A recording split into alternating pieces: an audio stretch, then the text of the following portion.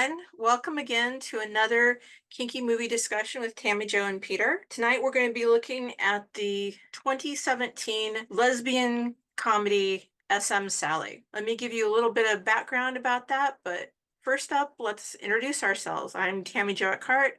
I am a historian, a writer, an activist, both in terms of feminism and kink, and my colleague is... My name is Peter Tupper. I'm a writer, also a historian. I've written a book called A Lover's Pinch, A Cultural History of Sadomasochism, activist in the kink world as well.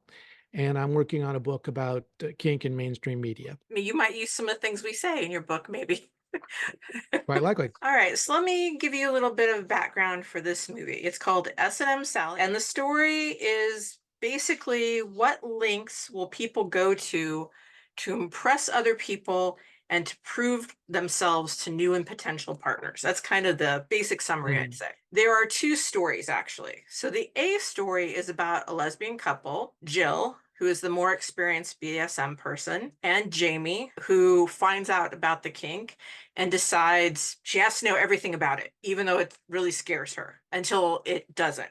And it very quickly doesn't scare her anymore. The B story is about a competition between a gay man and a bisexual woman for the attention of another bisexual man. And they are the ex-lover of Jamie and Jamie's best friend in this case. It's the same thing, right? He wants to have sex with two different genders. They're both pretending they're okay with that. They're both pretending they're okay with being poly. But that's the B story. We'll talk a little bit later about whether or not that was even necessary to the overall story. The writer and director is Michelle Allen, and she created this as part of a trilogy. So this is a third part of a lesbian comedy trilogy. It has the honor of being the first lesbian comedy trilogy that was made into a motion picture. It won 13 different awards across 12 different international film festivals. Allen herself describes the trilogy as a satire about gender, sexuality, and relationships. So this third part is supposed to be a satire about relationships, but I think we're going to discover it's also commenting on those other two things, gender and sexuality. The cast is relatively small. There aren't a lot of extras. There are like people wandering around in the dungeon scenes and things like that. But the core cast is really these 5 people, the 2 lesbians and then the wannabe triad. And what I found really interesting when I was looking these people up is the 2 main stars, the one who plays Jamie and the one who plays Jill, they don't have a lot of credits to them. It was really mind-boggling for me, especially in the case of Jen McPherson, who plays Jill, because I thought she did a really good job and she kind of has that Hollywood beauty look to her that I thought she could definitely be in lots of TV shows, if nothing else, right? Yeah. But just really not. This was the second to last thing on her credits on Internet Movie Database. Michelle England, who stars and wrote and directed it, has continued to make movies, and she just had a release in 2023, actually. I believe Aylin edited it too, so she's a one-woman pioneer. Yeah, I mean, this is basically independent small filmmaking. This is what you do. And the fact that she has done it so well, I think is a testament to how much this means to her.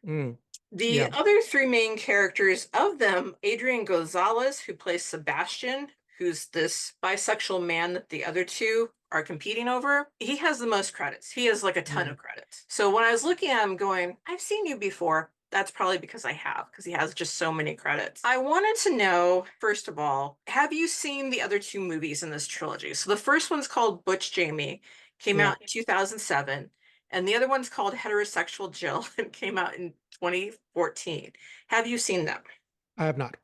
You have not. I did watch them. I watched this movie, and then my slave and I watched it again, and he's like, hey, let's watch the other 2. I don't think you have to see the other 2, but there were hints in them that Aylin had an overarching plot in her mind when she created the concept for these movies. So if you get a chance, people out there, it right now in the United States, it's available on Tubi, so it's free. I would recommend it. They are not the same quality as this third one, because remember, we're talking about a decade gap here between the first and the third. They're available on Plex as well. On Plex as well. Okay, cool. Right. Well, then let's talk about the 2 stories. So we have the A story, lesbian couple exploring BDSM. Yeah. And we have the B story about the would-be triad. Did you think that this B story was really necessary or added anything? I mean, if you'd asked me my preferences, I probably would have preferred that they focused only on the A story and maybe explored that world a bit more people in that area. It kind of covered the same material, which is that of a person, mostly by their own insecurity and shame, getting into a sexual territory they're not comfortable with. The two kind of cover the same material, but I don't think that it was an interesting thing.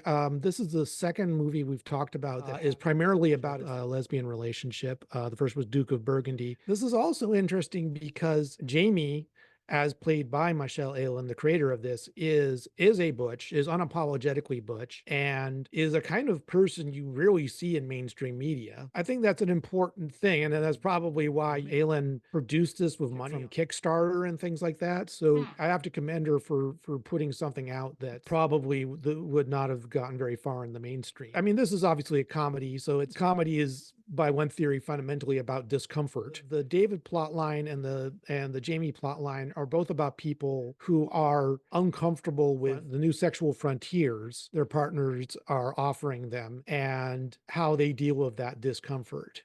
So there's a lot of parallels there. And yeah, I think you probably could have done the whole feature just about exploring the BDSM world. But I think there's a certain parallel here is that some people throw polyamory or BDSM as like the new sexual elite and the new utopian promise. And some people are not comfortable with it and they feel embarrassed by their discomfort about it. And Yeah, that's definitely the case in the B plot in the triad. yeah, Sebastian, the one they both want, he I thought had this air of superiority about him. Like, this is the way it is, of yeah. course you want it to be this way. Of course you want to do this with me. While at the same time claiming he understood people and was very insightful and could always tell how people were feeling. And I'm like, well, you're missing a mile, especially how Yeah, David is uncomfortable with this. he he felt a little bit self-centered, and I think he was set up to be kind of a bit of a holier than thou type. He's got his whole thing about how, well, I make raw lasagna. I'm not just vegetarian or even vegan. I'm raw. I make raw lasagna out of pureed stuff. And it's like, yeah, I think he was set up to be like, okay. And, and again, his claim of sort of this unquestioned his self-superiority was kind of set up as a comedic theme. So you had that, and then you had that contrasted with David, who's, very attracted to him, but he's also like, I'm not comfortable sleeping with a bi man. I'm not comfortable sleeping with a man who's already involved with my best friend's ex and et cetera, et cetera. But he's still drawn enough to, well, it's not just that he's drawn to Sebastian, it's also like he's too embarrassed to say this is out of my depth. And you can see the same dynamic with Jamie. Jill, says she's very experienced with the BDSM scene and Jamie is not. There's also an interesting dynamic here of they're in the Butch Femme relationship. Yeah, we'll get to that question. Yeah. We'll get to that question. Okay. So the only thing I thought that the B plot added to the A plot was to demonstrate how well David can understand what's going on with Jamie and Jill's relationship and how well Jamie could understand what was going on with David's Yeah. attempt. So that's the only thing I really got from it is that we can see things outside our own relationships that we're completely blind to Mm. ourselves.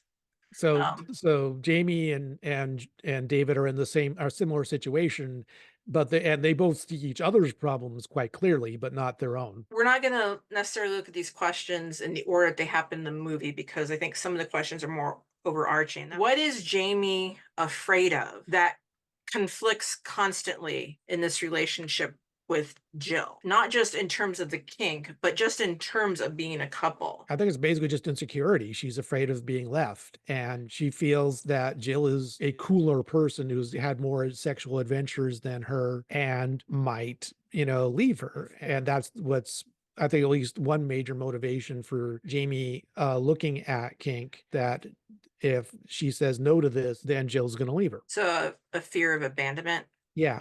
And compounded with that is basically insecurity about her own gender identity as a butch lesbian and whether that means she has to be the top. Like she has this panic moment when Jill and Jamie wake up and they're spooning.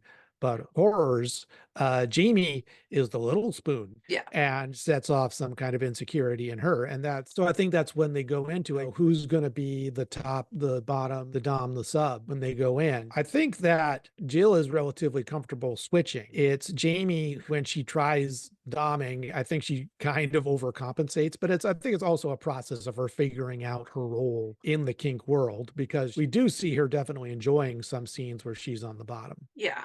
Yeah. I also think that Jamie has this fear of intimacy. Mm, So there is a scene where they've discussed a little bit about Jill learning about kink and having gone to clubs, but she's moved in with Jamie. And that's kind of a point is that she's moved in, but she hasn't given up her other apartment. She's just yeah. subletting it. And she just asked Jamie to watch TV with her and cuddle. And that's like so difficult for Jamie to do. And so I think that fear of intimacy is probably created because of this fear Yeah. of abandonment. And also, she really wants to have a role laid out. She really kind of wants rules, Yeah. but she doesn't want to talk about the rules. Yeah. I think there's also an element of the lesbian bed death. They talk Mm, about like yeah. Jamie admits that she's afraid that if they just sit and cuddle, they're going to end up not having sex ever. Like I believe she says, like every other lesbian couple she knows. So there's a specific issue there. But then, Jill brings up we haven't had sex anyway. There's a lot going on in their problems in their relationship, and some of it's specific to lesbian relationships. Yeah, it may be. So we've kind of mentioned it, but how are gender stereotypes connected to BDSM in this movie? That's an interesting question. I almost feel like it's the sitcom cliche of the schlubby guy who somehow gets a wife who looks like a model, and that results in Jamie's basic fundamental insecurity about her relationship. Jill is very cool and confident most of the time. I mean, she has her own anxieties, but I do think it's like, Jamie feels that I'm the butch, therefore I should be the one on top. But Jill, I think, is kind of a more confident person, and Jamie is the one who, once it gets over the anxiety, might enjoy that and feel that, okay, I can be a sub without losing my butchness, my butchhood. Yeah, it really felt to me like the stereotypes were playing into what Jamie thought. Mm, When Jill talks about things, as you said, she's willing to switch. I don't know how much she's getting out of it when she switches, but she has no problem doing it to demonstrate how things mhm. can be done. The movie starts off right away with a hot wax scene, and she's Yeah, holding a candle out to Jamie and like, "You okay? Can we do this?" She's like, "Well, can I try it on you?" And she's like, "Sure." That happens a few times in the movie. It's like, "Well, I'm a little nervous about this. We'll try it on me. Can I try it on you?" Yeah. yeah, and I also think that Jill was a little bit, like, bossy, well, okay, maybe that's not a good choice of words when we're talking about gender and authority, but I felt like she was sort of telling Jamie things instead of letting Jamie be a more of an active student, sort of pacing thing at Jamie's pace and letting her ask questions as they went. That's what I think was a problem there. Because I had a different understanding of that. Okay, Because other than the candle thing, all the other times they're having a scene or they're going to a club, I got the impression it was because Jamie said, "Yeah, we're going to go do this. We're going to go do yeah, this." And Jill kept saying, "Are you sure you want to do this?" But I feel like if she didn't like put that initially out there, I'm not sure that Jamie would have ever broached it. yeah, Because eventually she would have found her toys, and we'll talk about these toys because they are yeah, a thing.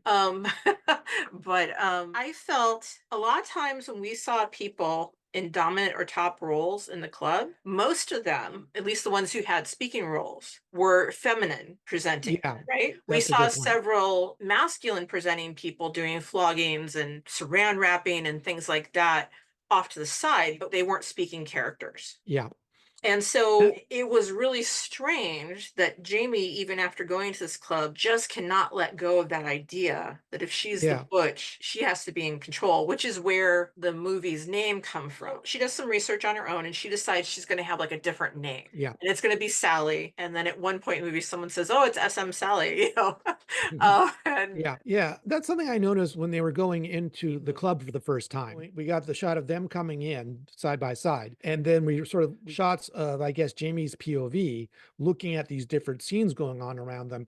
And I couldn't help noticing is that most of it was femme presenting people on the bottom and either female or sort of masculine presenting person as the top. I had a little bit of an issue with that. Like, I think later on we see like one man who's a sub. I don't know if that was like a deliberate choice, if that is the result of the people they were able to recruit to be the background and do scenes in this set. But I did think that you can be masculine and a bottom slash submissive was something that was a little missing Mhm. in this equation here. Yeah. And Yeah, because we're talking about real stuff here, folks watching this. We're talking about real life kink in relationship to what's shown in the movies. And when I've been to public dungeons or even private play parties, I will tell you more often than not, I see women bottoming than I do men. okay. Unless I happen to be at a gay leaning party. When I've gone to gay events or pansexual events that were really organized and led by gay men's leather clubs, then I would see more men bottoming, of course, to other men. And so when Yeah. I'm there with a male partner, we're the odd people out. Mm. There is this sexism within the kink world. It exists. If any of you are watching this and you're a woman who's top, who's dominant, you've experienced it if you've ever gone anywhere outside your own bedroom to play. I guarantee it has happened to you. It has happened to me numerous times. And if you're a man who likes to bottom, even if no one confronts you directly, because of what we just talked about, what we see in the movie, and what I saw in public dungeons and private dungeons, that can be a subtle message that you get that can make you doubt yourself. Yeah. It's something I've had to help my slave work through. When we go to like a public event or a convention or something and we play, he might be shaken for like a day or two afterwards, like, oh, we were so, we're out of place. Are people gonna think that we shouldn't have been there? And it's like, just calm down. The only person you need to worry about is me. Yeah, but that's easy for me to say. It's the messages that he's getting just from what he sees around him. But Mm. when you've been to play parties and public dungeon stuff, because you're up in Canada and I'm in the Yeah. US, was there more gender parity or I'd say a little more in my experience, which is the West Coast, Vancouver. I guess what bothered me is that again, in the initial party scene, it takes a while before we only see female subs slash bottoms or mm, female presenting. I don't think we see a hetero couple where the sub is male mhm. in the entire thing. I think the only time we see a male sub is when the partner is another man. That I found a little, yeah, that bothered me. I don't know if that may have been a limitation of the people they could recruit for this shoot. It does suggest that sort of entrenched sexism that you talk about. And so I wish they shifted that a little and explored more of the idea, maybe different ways of being submissive. Because as we go through the film, we see Jamie bottoming to, like, there's the fire scene, for example, which is with a man. You know, again, I've seen people who play with people who are outside the usual category of people they would be sexually interested in because of for them it's a non-sexual thing. When Jill used the violet wand on Jamie, I think that Jamie definitely enjoys subbing, bottoming at least. Subbing is a different thing. You know, the idea of different ways of doing that. Maybe it's a case of Jamie finding the right way to do that for her that I think could have been a theme explored. Like there's the scene where Jill and Jamie are trying to switch. Jamie is calling herself Thigh Master Sally and doing the sort of drill sergeant voice. And Yeah, for some reason she thinks that's topping. And it's like, where did you get this idea? It's just kind of like, yeah. So Jamie, for example, says, "I want you to kiss my boots." Jill is blindfolded, and she said, I don't know where her boots are." Jamie says, "You have to find them," but then Jamie sort of moves around, so Jill can't find them. That's a psychological trick that I think can be really. I've had experiences where a top has told me to do something and deliberately made it difficult for me to do, mhm. and that gave me a bad experience. An accident, not a deliberate thing, but it was not a fun time. But then Jill takes her blindfold off and gets into her dominant mode. Jamie immediately submits without question. Yeah, So and that happens because we see the people watching them. yeah. People and the people are just amused by this because everyone knows since they stepped into the club. I guess they know Jill, this place that Jill has gone, and they just are not buying that Jamie is a top. And of Mm. course, she's acting in such a ridiculous, over the top fashion that makes no sense. Let's step back before you get to the club.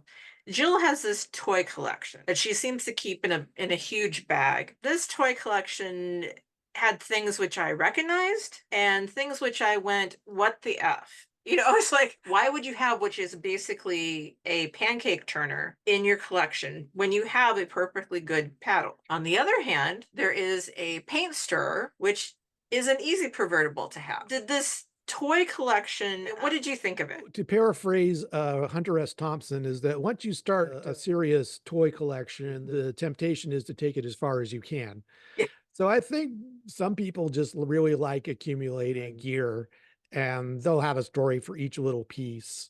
Maybe she's got a super fancy custom made rubber paddle, but she's also likes just having her spatula. Maybe she thinks that gives a nice impression too. Well, and you also don't want to get rid of stuff Yeah. that you've learned with and you've tried out, right? Because it's kind of moved from the mundane category in your mind to the kink category in your mind. I can say that people can't see it here in my background, but my closet and two vanities are full of my toys and equipment here. Before my slave moved into the house, the room he is in was my dungeon.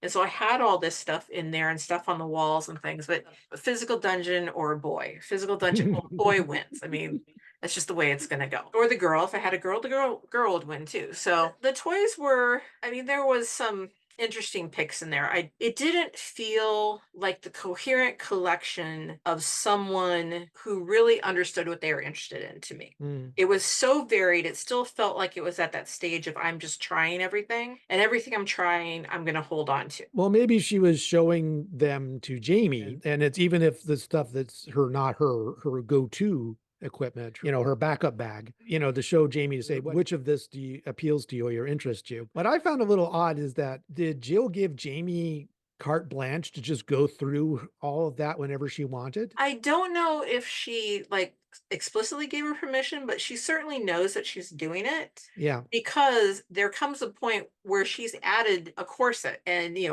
David is looking at it because he wants things to scare Lola when they have their threesome. yeah. And so he's looking at this bag and Jamie's showing it to him and he says, "Oh, there's a corset. It's your size." Jamie and Jill are very different sizes, very different Mm, body types. And then this feeds back into Jamie's mixed feelings about gender identity yeah, because she tries it on herself and she seems to like what she looks like in it. And then that becomes a challenge that Jill sets for her and that she meets, and they go with her dolled up, yeah, much more yeah. femme persona. Yeah. Jamie's usually just wears a black shirt, usually just wears pants. So we see Jamie alone trying it on and say, wow, my titties look great. Yeah.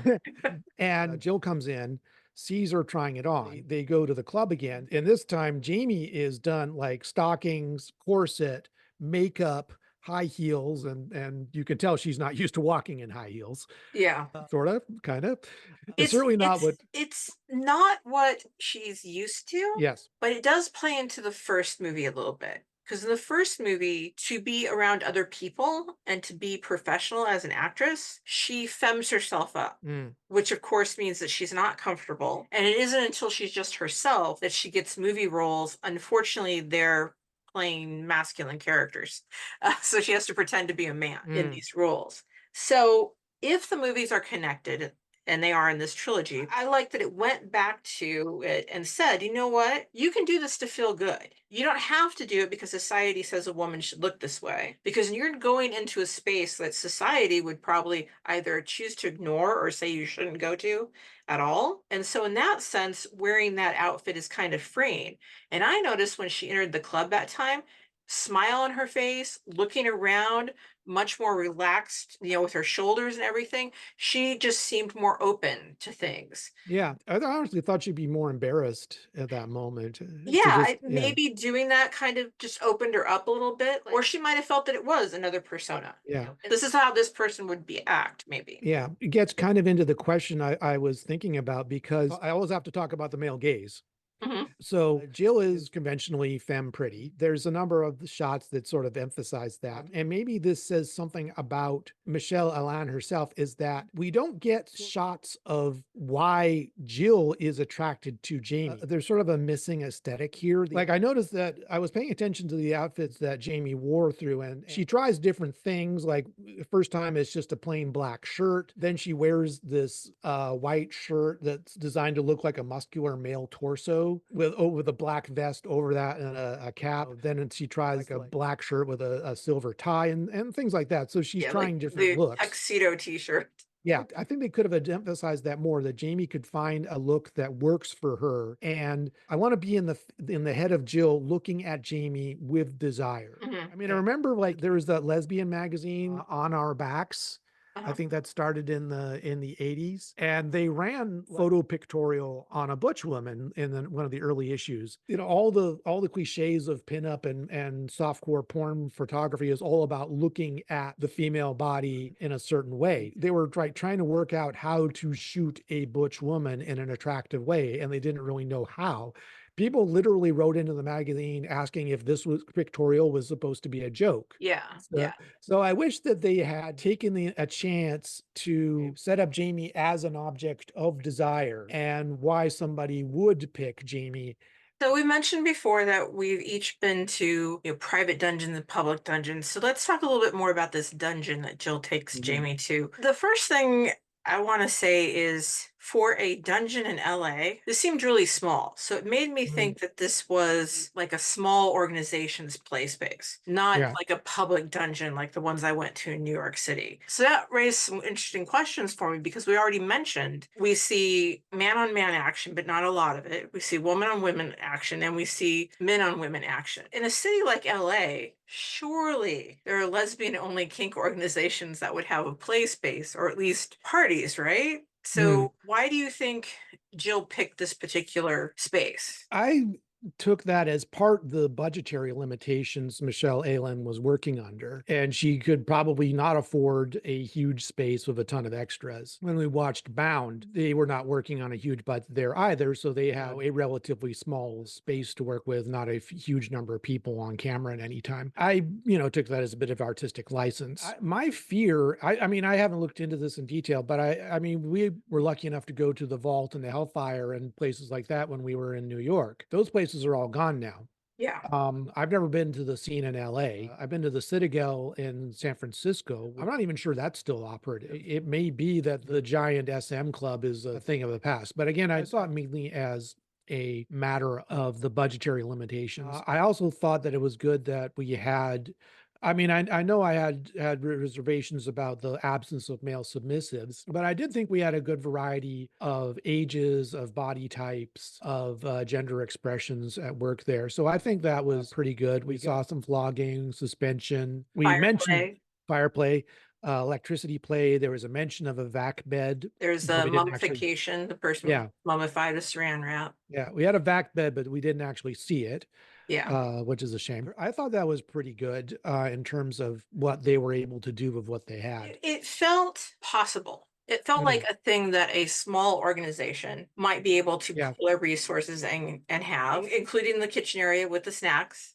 Yep. That actually made me smile a lot Mhm. because a lot of times if you go to a big public dungeon, they don't have things like that, right? They'll have a bar where you can get drinks and maybe some bar food, but it's really at the more private and organization controlled spaces where you get things like people will bring food to share or there's a budget to get snacks because they want to have that down space where people can Yep. just hang out, get a breath, relax for a moment. And it's also where you get to know each other a little bit Yeah. more Yeah. because if you're standing and watching people, you should not be talking. Everyone out there, that's basic etiquette. If you go to a play party or to a dungeon, private or public, don't stand around watching a scene talking because that distracts the people doing the scene. They are there because they're voyeurs. They want to be seen. They want to demonstrate their skills. That doesn't mean they want to hear you. Yeah. And depending on the scene, it can be actually very dangerous to distract the top from Mhm. what they're doing. So I liked that they did kind of watch quietly and they would talk quietly. So somewhere along the line, Jamie got the information, don't do this, or maybe was just kind of awestruck and didn't feel the need to talk. Very out of character because Jamie talks a Yeah. mile a minute all the time, says ridiculous things. But yeah, the equipment and everything, that seemed perfectly reasonable for like maybe a club that has Yeah. 50 to 100 members in it. I wish they had shown like an aftercare room, but I don't think I've ever seen a depiction of a club that or play space that has an aftercare room. Yeah, I've seen far less realistic kink clubs and kink venues. Yeah, it felt a lot like the places I've been to here in Vancouver, back when they were run by community organizations. Yeah. Yeah. As Jamie explores, initially she's kind of over the top. We mentioned the scene where she tries the top, but she's just ridiculous with it. Mhm. And no one's buying it. Jill's not buying it. I don't even think Jamie's buying it. Jamie seems to get more comfortable. And in fact, she goes into what someone I know calls a bottom frenzy or a sub Mm. frenzy. Let me confess, this must be a relatively new term because it's not a term I grew up hearing in the 90s. I've heard it a few times. You heard it a few times. Yeah. Means what this person meant when they introduced me to the term is that you get very focused on trying everything. And so Jamie goes through that. And in some cases, Jill is okay with the fire play, for example. She sits and watches. And that's a wise thing to do because maybe she doesn't feel like she has enough experience in that type of play. And so if Jamie wants to experience it, needs to go with someone who knows what they're doing. That is makes perfect sense. It doesn't lessen her skill as a top or dominant at all. It indicates that she has self-awareness, but she's not always cool with what Jamie wants to try. Jamie takes interest in a person we're told has some sort of ex relationship with Jill by the name of Malia. And Malia is another beautiful femme presenting dominant top who apparently also switches based on some of the things she says. But most of the time, Jill seems pretty okay with Jamie trying things out. The idea is that Jill says she's has experience in the kink world, and maybe she's past the point where she's kind of a little over it. Jamie is just discovering all this, and once she's gotten over her initial apprehension, and now she's in sub frenzy. She wants to try everything, and she's curious about everything. So I think there's a bit of friction there. So by the time we get to she's flirting with different people. Yeah. And again, I would have liked to have seen maybe some of their negotiation. For example, Jamie bottoms to the man who does the fire play on her. And I wanted to know about the negotiation that happened between Jill and Jamie before that. This leads into the plot line with Malaya, and sort of an element of jealousy unfortunately gets into it because Jill gets jealous. That eventually leads to what I think is sort of the climax of the film. As I've said before, it's rare to see the negotiation, like people actually sitting and talking about what's okay and what's not between them. For all my complaints about 50 Shades of Grey, at least it has a negotiation scene. And other movies sort of take it as if it just happens. If we take it as an educational thing, that's the most misleading part because again, you have to talk about it. I mean, the whole point of this story here is that Jill and Jamie don't really communicate well. They've got all their hidden agendas, and insecurities that causes these problems of jealousy and resentment, and that hopefully they'll eventually they overcome. Yeah, yeah. And I think it's interesting you brought back up the fact that, Jamie wants to go to the club and Jamie wants to have these experiences. Jill flat out says that she'd be perfectly fine just staying home with Jamie and watching Mm, TV and cuddling. She says that at least 3 times in the movie. So it yeah. really is like she's looking to settle down. At the end, they're gonna put up new blinds, they're gonna decorate more. The impression I got was that she's finally let her apartment go. She's making this commitment, and hopefully Jamie will get over some of her own insecurities in that way. Yeah. So I did also like in this movie that Jamie does some research, and that reminded me of a couple other movies that we've looked at where the person on the bottom or the person on the top has done some research. That's what you do when you learn about this stuff. You usually try to find out more on your own. Yeah. What I really wish is that we'd seen some scenes of that search because maybe it would have explained why Jamie did such over the top things. Yeah, I like that scene where she's flogging a stuffed toy Yeah. and and she says, "This is a bunny flogger. A bunny died for this. You can at least appreciate it." Yes. Yeah, but that reminded me of the bit in Love and Leashes, the very first one we did of these, where Ji Woo is practicing bondage on a stuffed animal or a stuffed toy and looking at a tablet she's got set up. So yeah, that's good. I like the idea that people, this is something you do have to learn. Nobody's born knowing how to do this. Michelle Alan made the best movie she could make with what she had. In my ideal world, she would have cut the B plot with David entirely and done more about Jamie meeting different people, talking with and learning a bit about them, what play means to them, and different ideas about that. Yeah, and also getting more into Jill's head. Mm, Because the only time we really get into Jill's head is when she gets a little jealous of her ex. And yeah. that kind of hit me just out of the blue. Like, what? Like, what's going on? Jill's been very cool about all this, and suddenly she doesn't like it that Jamie's paying a little bit more attention to this one person. I'm like, okay, Yeah. that's just phew, out of the Yeah, blue. that led to the whole bit where they're back at Jamie's place towards the end. Jamie is trying to like out meditate Melina, I Yeah, guess. And that's I don't think you're supposed to competitively meditate. But I except that's Jamie's modus operandi. yeah, You don't always have to be better than, bigger than, yeah, whatever it is. And she's using that, of course. Let's meditate together to prepare for our scene because she really doesn't want to have a scene with both of them. She really doesn't. She doesn't want to have sex with both of them.